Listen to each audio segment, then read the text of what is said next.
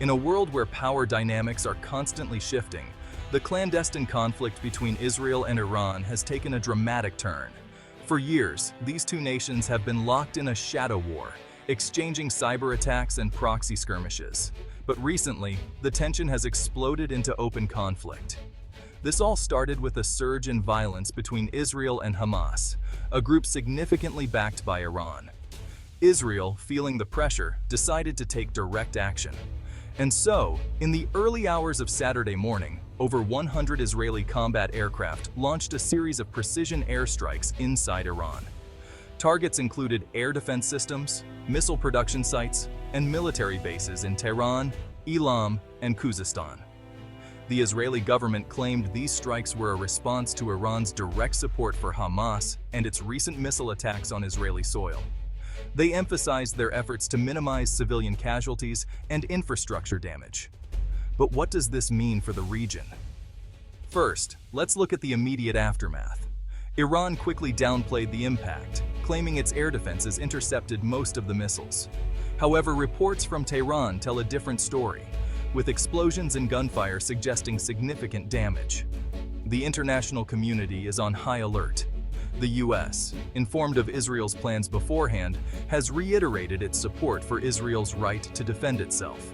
Meanwhile, politicians across the globe are scrambling to prevent this conflict from spiraling into a full-scale war.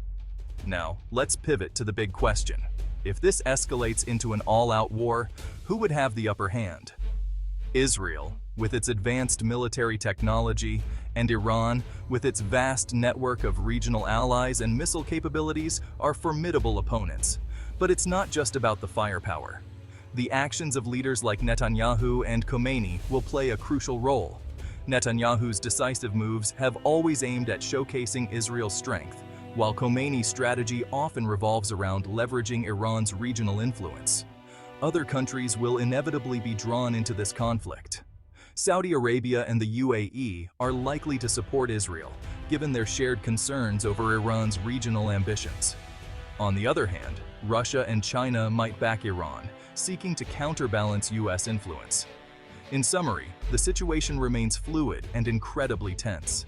The strikes have already changed the dynamics of the region, and the world watches with bated breath. The actions of politicians, the movements of military forces, and the reactions of global powers will shape the next chapter of this unfolding story.